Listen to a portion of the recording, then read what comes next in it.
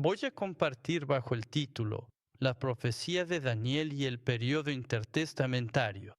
Básicamente, la historia del periodo intertestamentario es conocida como el periodo oscuro o época de oscuridad, porque muchos estudiosos piensan que no hay mucho escrito sobre esos tiempos, especialmente porque la Biblia no registra mucho acerca de esa época. Y no hubo profecía, ni mucha enseñanza o proclamación de la palabra de Dios durante ese tiempo. Y por eso la gente piensa y también lo llama el tiempo de oscuridad. El autor de la promesa del pacto eterno, quinto libro de la serie Historia de la Redención, explica que la obra redentora de Dios nunca terminó, sino que siguió. Fue un cuello de botella donde las cosas cambiaban y el Mesías vendría. Se acerca el tiempo. Supongo que podemos pensar en ello como los tiempos en los que estamos viviendo, aunque no se proclame. Nadie está ahí realmente para hacernos saber que esto es así. Las cosas estaban sucediendo. Se estaban dando transiciones en la historia del mundo. Y detrás de todo eso estaba Dios y su voluntad redentora. Así que Dios ha dado las profecías a través del libro de Daniel. Y vamos a echar un vistazo a esas profecías en los capítulos 2, 7 y 8 de Daniel brevemente. Y luego pensemos en los cuatro reinos sobre los que Daniel profetizó a través del sueño de Nabucodonosor y también sus visiones. Así que vamos a ir a Daniel capítulo 2, versículos 31 al 35. Esto es cuando el rey Nabucodonosor tiene un sueño. Él quiere que le interpreten el sueño, pero ni siquiera recuerda que soñó. Y otros líderes, magos sabios y hechiceros del reino de Babilonia, break time igual a 0.5 s barra diagonal, no lograron interpretarlo. Tampoco pudieron saber qué sueño había tenido. Pero Daniel, por la sabiduría y la revelación de Dios, lo interpretó y le dijo a Nabucodonosor: este es el sueño que tuviste, oh rey. Así que esta es la primera parte de esa explicación, diciéndole qué sueño tuvo. Así que en los versículos 31 al 35, viste, oh rey, y he aquí, una gran imagen, majestuosa y brillante, estaba ante ti con apariencia aterradora. Su cabeza era de oro fino, pecho y brazos de plata, vientre y muslos de bronce, y sus piernas de hierro, sus pies de hierro y barro. Mientras veías, una piedra fue cortada sin manos y golpeó la imagen en sus pies, haciéndolos pedazos. Hierro, barro, bronce, plata y oro se trituraron como tamo de verano. Como tamo de eras, el viento los barrió sin rastro. Mas la piedra que hirió la imagen se hizo monte, llenó la tierra. Es palabra de Dios. Así que, a partir de este sueño, día. Continuando, en los versículos del capítulo 2, Daniel interpreta lo que representa esta imagen y las partes de la imagen. Así que vamos a echarle un vistazo a eso. Y como pueden ver aquí, tenemos el capítulo 2, el capítulo 7 y el capítulo 8 de Daniel. Y estos sueños y visiones son paralelos en lo que significan. Así que pensemos en la imagen de la que acabamos de leer primero, la cabeza de oro.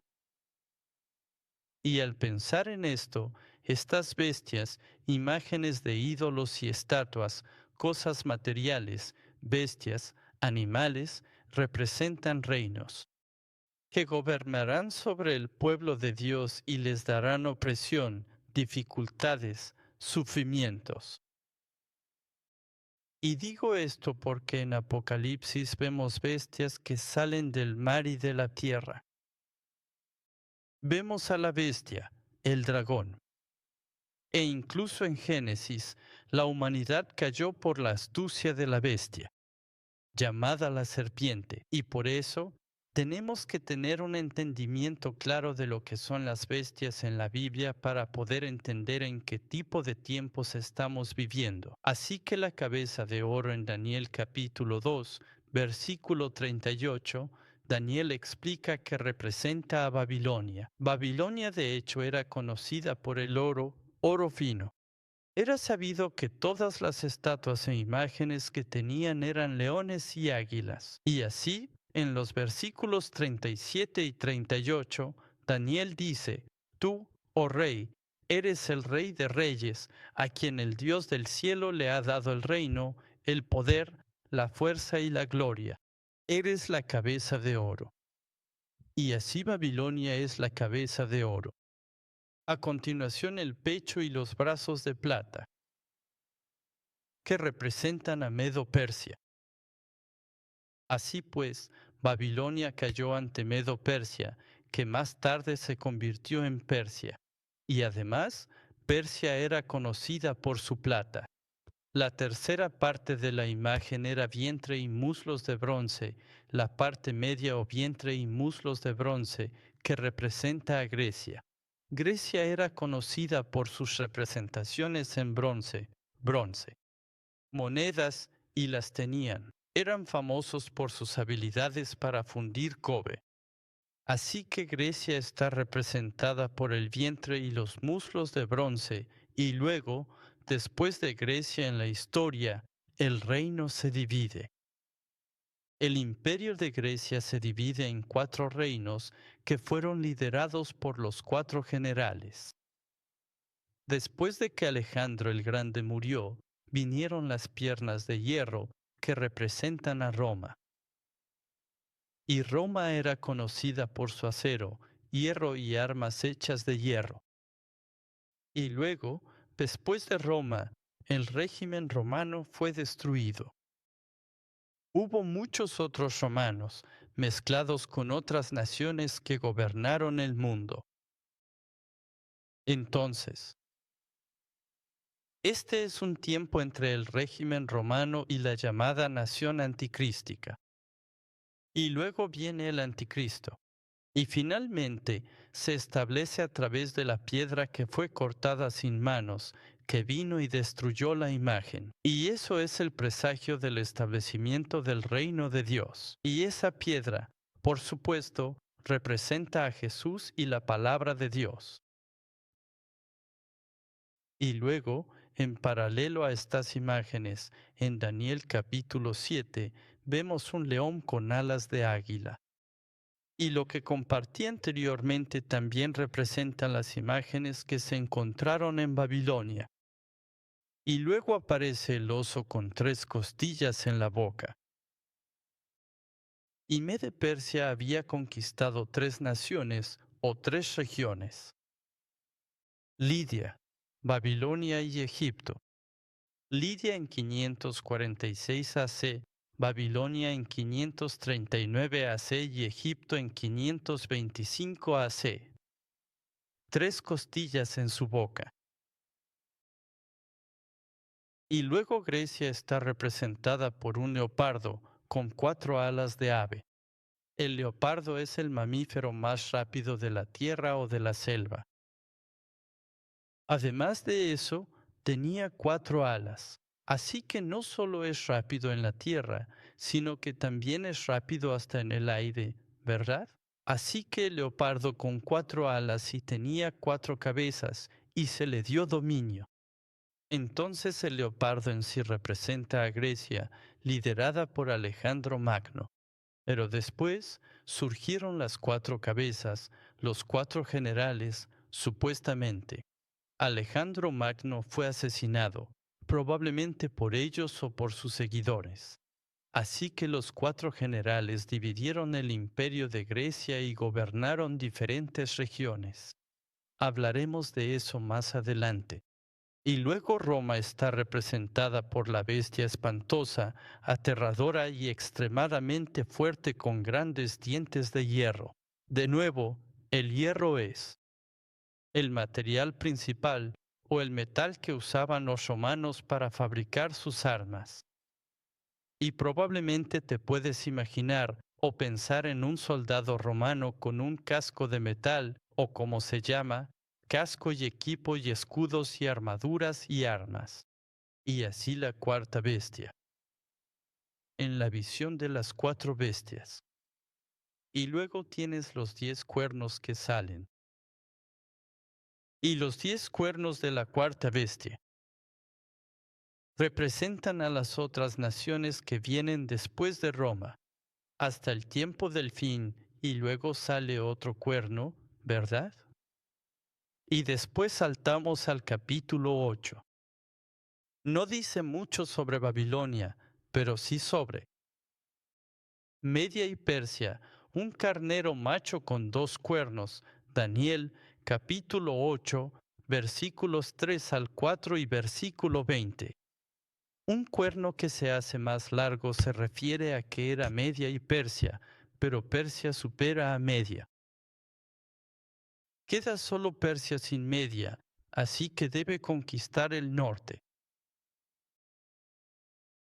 que es Armenia y las regiones alrededor del mar Caspio, y al oeste, Babilonia, Siria, Asia Menor y al sur, Egipto. Así que Persia debe conquistar el norte, el oeste y el sur. E Isaías profetizó que Persia conquistaría una vasta región, según Isaías 45, versículos 1 y 2. Luego Grecia es el chivo con un cuerno prominente del capítulo 8. A los griegos los llamaban el pueblo de la cabra. La cabra, sus 4 cuernos y 4 generales. Y luego, no se puede ver por mi posición ahí, pero un cuerno pequeño que salió después de los 4 cuernos.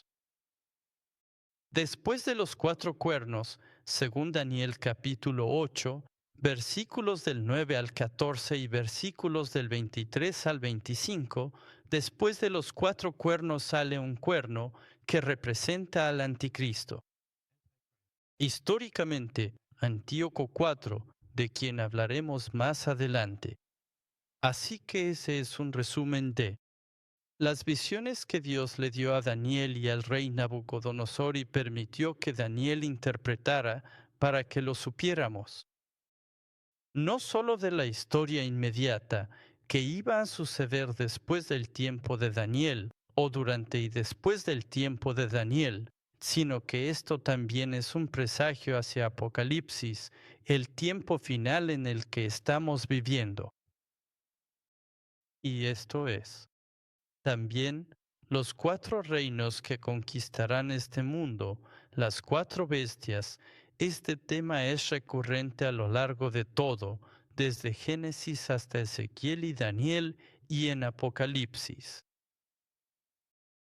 Y en Génesis capítulo 14 vemos a Abraham luchando contra los 4 reinos aliados.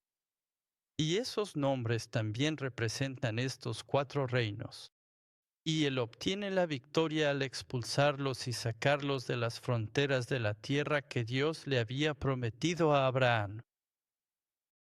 Entonces, ¿qué necesitamos hacer?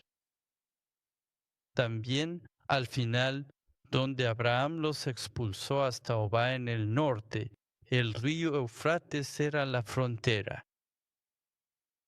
Así que al final, en Apocalipsis, la guerra final también será en el río Eufrates. Es una guerra y una batalla para expulsar a los enemigos de la tierra, del territorio que Dios nos ha dado. Así que pensemos en eso. Pero principalmente de la lección de hoy y la próxima lección, que será la última, vamos a ver brevemente algunos detalles sobre, desde los persas, hablaremos muy brevemente de Babilonia, la caída de Babilonia. Y luego, el periodo intertestamentario es principalmente desde Persia hasta el régimen romano. Así que vamos a ver esa historia. Espero que esta historia no los aburra hasta quedarse dormidos, pero Traten de encontrar la obra de Dios en esa historia. Y esta es una historia que tuvo lugar justo antes de la venida de Jesús. Y creo que vivimos esa historia en estos tiempos esperando que el Señor regrese. ¿Y qué está sucediendo antes de la venida de Jesús? ¿Qué está pasando? Y esta historia se enfoca en la tierra de Judea, el lugar del pueblo de Dios. ¿Y qué está pasando alrededor de esa tierra y en esa tierra? ¿Quién domina tierra y gente? ¿Cómo están reaccionando y respondiendo? ¿Y cómo está usando Dios eso para preparar la venida de Jesucristo? Así que, brevemente, la caída del imperio asirio. El imperio asirio fue la potencia mundial primero en ese tiempo. Y en el año 608 a.C., Asurbanipal II de Asiria cayó ante Nabu-Pailse de Babilonia. Asiria cae ante Babilonia, vasallo asirio con breves independencias del 722 al 10 y del 704 al 3 antes de Cristo. Durante la época de Morodok Baladán, o también conocido como Borodok Baladán, no Borokok, Asiria conquista Israel, reino del norte, que cayó en el 722 AC. Y luego Babilonia tomó a Siria y se convirtió en la potencia mundial. Y después Babilonia también cae, y durante la época de los babilonios. Ellos conquistan Judea, o Judá, el reino del sur de Israel. Y Belsasar de Babilonia fue destruido después por Darío II, también conocido como Quiaxares, o algunas personas dicen Ciaxares, pero en hebreo y arameo. Durante ese tiempo, la C no se pronuncia como S, sino que la C se pronuncia con un sonido fuerte y gutural. Y así, Quiaxares II en el año 539 a.C. Así que Darío era el rey de los Medos, y era el imperio medo-persa, ¿verdad? Y el rey de Persia era el rey Ciro. Entonces, Daniel capítulo 5, versículos 30 y 31. Así que Babilonia cae ante los medos y persas. Y este dominio persa dura desde el 539 a.C. hasta el 331 a.C. Veamos más detalles desde Persia. Como dije, Darío II era el tío de Ciro. Y entonces Ciro dejó que Darío gobernara y fuera el emperador primero. Pero Darío no era tan inteligente ni tan capaz y poderoso como Ciro. Así que pronto Ciro toma el control, el sobrino toma el control. ¿Y cómo logró dominar toda la región? Ciro tenía tolerancia. Otros estados o potencias, como los hititas que gobernaron los países de esa región antes, no tenían tolerancia. Ellos quitaban la tradición, la religión, el idioma, la cultura y todo lo demás. Trataban de cambiar a la gente y cambiar su nacionalidad. Pero Ciro era algo diferente. Les permitía conservar sus idiomas mientras hablaran arameo, el idioma común persa, y les dejó mantener su religión, aunque creía que su Dios era superior. Y Ciro era Darío. Ya mencioné esto, el sobrino de Darío, era el cerebro tras Darío. Ciro reinó en Persia del 539 al 538 AC, autorizó el regreso de Israel en 537 a.C. e Israel reconstruyó el templo en 536 a.C. Casi inmediatamente después de llegar al poder, ya que en el 539 a.C., Darío y Ciro conquistaron Babilonia. Luego, Hacia el 538, él se convirtió en rey en lugar de su tío Darío.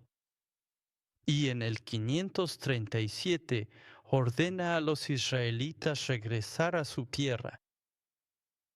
Y en ese tiempo hemos aprendido, y ojalá tengamos más oportunidades de aprender.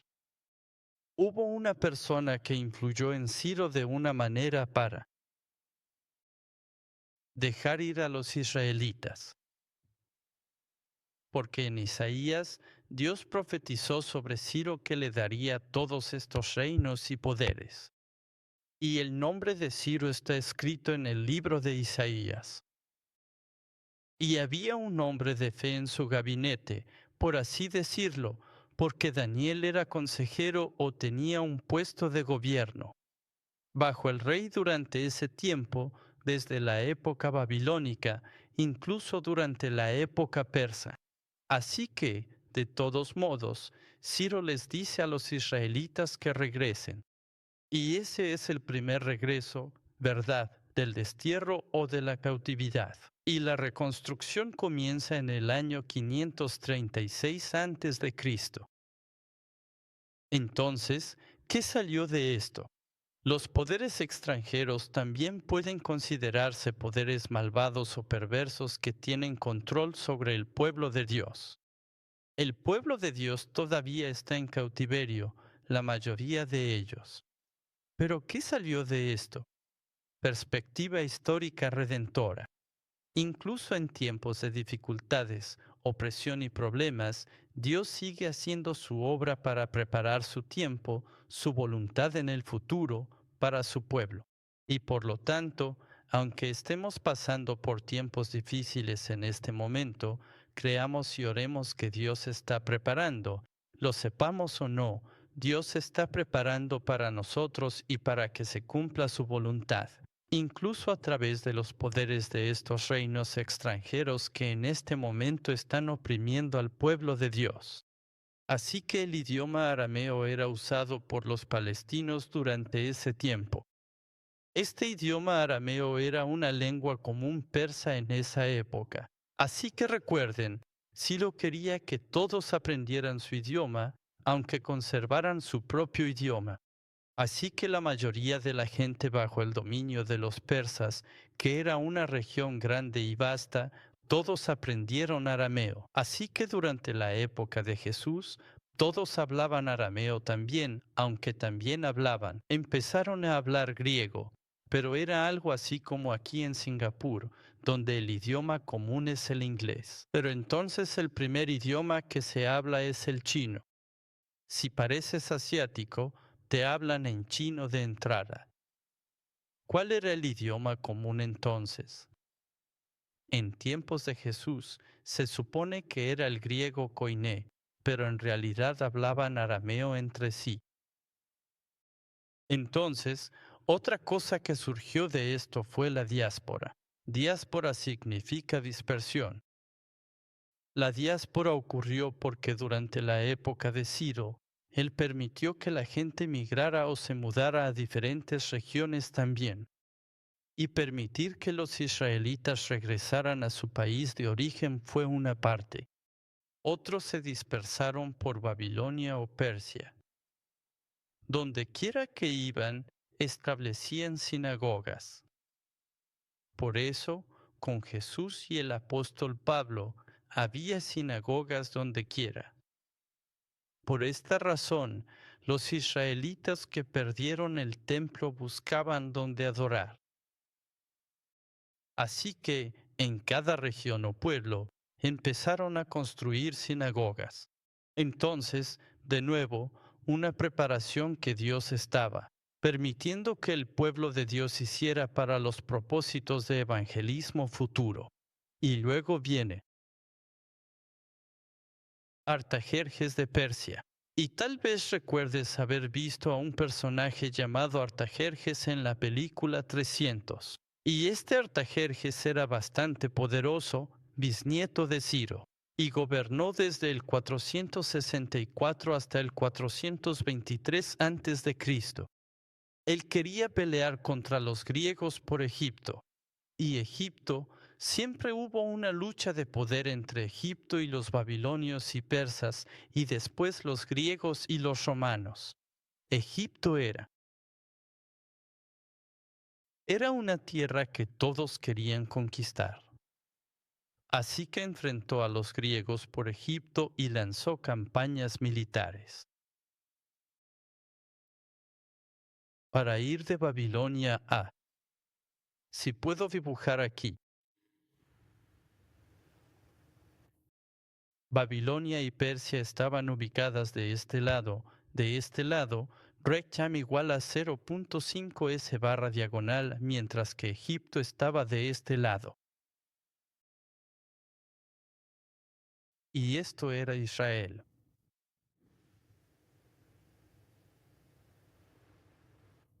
Este era Israel.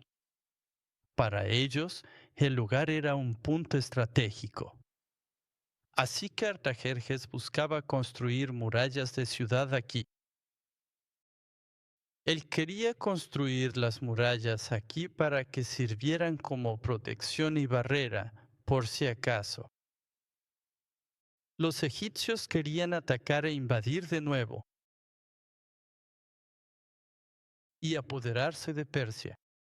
Israel era estratégico. Por eso era ideal para esta misión, pues era el punto clave para organizar un ejército de contención. Así, permitió reconstruir la ciudad. Él buscaba las murallas. Por eso permitió. Nehemías y Esdras reconstruyen las murallas. Parecía amable, pero buscaba lo suyo. Dios deja que crean usar a su pueblo, pero Él los usa a ellos. ¿Entiendes? Y así de asombrosos son los planes redentores y soteriológicos de Dios. Y fue durante este tiempo que ocurrió el segundo regreso. Así que el 537 fue el primer regreso. El 558 fue el segundo regreso bajo el rey Artajerjes. ¿Qué salió de esto otra vez? Las personas que regresaron, los israelitas o el pueblo de Judá, ahora estaban aislados, es decir, no tenían importaciones ni influencia de países extranjeros. Ellos ya lo saben. Ahora están arrepentidos de lo que hicieron mal anteriormente, breaktime igual a 0.5 s barra diagonal, lo que causó que fueran llevados cautivos y perdieran el templo. Es porque aceptaron y permitieron que dioses e ídolos extranjeros y sus influencias entraran y afectaran al pueblo de Judá, y al final empezaron a adorar a esos ídolos. Y entonces decidieron, está bien, cuando regresemos, tenemos que permanecer santos, permanecer separados de todos los demás países. Entonces se aislaron. Con favor divino, los judíos prosperaron, aislándose de otras culturas. Y comenzaron a centrarse en la palabra de Dios. Recuerden, durante él, perdieron los rollos de la palabra de Dios. Perdieron el templo. Así que esta vez, ellos dicen, tenemos que preservar la palabra de Dios. Y por eso tenían escribas y personas que enseñaban muy conservadores. Debido a este aislamiento, se volvieron muy conservadores religiosamente y se enfocaron en la ley. Y a estos maestros y guardianes de la ley se les llamaba Hachidim, que más tarde serían llamados fariseos durante la época de Jesús. Así que los fariseos surgieron durante este tiempo, y también los escribas aparecieron por primera vez en esta época porque necesitaban producir la Biblia en masa, y necesitaban asegurarse de que la Biblia, los manuscritos, se copiaran sin ningún error. Por eso tenían diferentes reglas muy estrictas para copiar y para producir los manuscritos. Como por ejemplo, cuando aparece el nombre de Dios, Yahvé, y el escriba tiene que bañarse ritualmente antes de escribirlo. Así que si el nombre Yahvé aparece mucho, se bañaban varias veces por página, así de estricto era. Y si cometían algún error, tenían que desechar todo el trabajo y empezar de cero. La regla se dio. El tercer regreso fue en el 444 C. Pensemos en este cisma samaritano y luego vamos a continuar con lo que queda, los tiempos de los griegos y los romanos, la próxima vez, en la siguiente clase. Entonces, el cisma samaritano se intensificó o empeoró durante este tiempo. Cuando el pueblo de Judá fue llevado cautivo a Babilonia, hubo personas que escaparon a la cercana Samaria y se casaron con las mujeres gentiles de allí. Y así sus hijos serían una mezcla de sangre judía y gentil. Y aquellas generaciones y generaciones después fueron llamadas los samaritanos. Y griega, los judíos. Estaban furiosos porque traicionaron a la nación, a Dios y a su pueblo al huir a Samaria. Por eso, al regresar, ni los consideraban humanos. Los consideraban incluso inferiores a los demás gentiles, y ellos simplemente. El odio era solo, sin fin. Así que Samaria estaba situada entre Galilea y Judea. Este es de nuevo el mar Mediterráneo, y este es el mar de Galilea. Bien, y así es Galilea. Y aquí está Samaria, y esto es Jerusalén. Y entonces esta zona, Samaria aquí. Básicamente durante la era de los reinos divididos, era el reino del norte. Así que Samaria estaba situada entre Galilea y Judea, y cuando los judíos fueron exiliados, algunos judíos se casaron con mujeres de Samaria, y para los judíos, casarse con personas que no eran judías era algo abominable. Sin embargo, Samaria, compuesta por los descendientes de esas familias mixtas, adoptó creencias judías y construyó su propio templo. Y vemos eso en Juan capítulo 4, cuando la mujer samaritana se acerca a Jesús y le pregunta sobre dónde debemos adorar. Entonces ella está hablando del monte Gerizim, que estaba en Samaria. Y en Siquem, y había un templo ahí, o el templo en Jerusalén. Entonces, ¿cuál? ¿Dónde? Por eso, era un insulto para los judíos incluso hablar con los samaritanos. Por otro lado, los samaritanos odiaban a los judíos, también porque los judíos acusaban a los que se casaban con samaritanos de ser ricos y poderosos que ni siquiera fueron exiliados, sino que vivían cómodamente con la ayuda del enemigo mientras ellos sufrían en el exilio. Fueron los samaritanos quienes interrumpieron violentamente la reconstrucción del templo de Zorobabel 16 años. Sigue lo griego. Veamos el dominio griego y romano y reflexionemos sobre la dinastía asmonea como el tema principal la próxima vez que nos reunamos. Padre Celestial, gracias por permitirnos meditar en esta importante historia que tuvo lugar justo antes de la venida de Jesucristo. Incluso en medio de la confusión, las luchas y las dificultades, Dios, tú has preparado que se cumpla tu voluntad y has preparado para proteger y guardar a tu pueblo. Padre, Estamos viviendo en tiempos así, tiempos de confusión, caos, guerras, enfermedades y dificultades. Pero, Padre, creemos que sigues trabajando para protegernos y salvarnos y creemos que tu regreso es inminente, muy pronto. Ayúdanos a estar listos, Padre. Ayúdanos a estar alerta para entender tu obra en la redención. Gracias por tu gracia. En el nombre de Jesús oramos. Amén.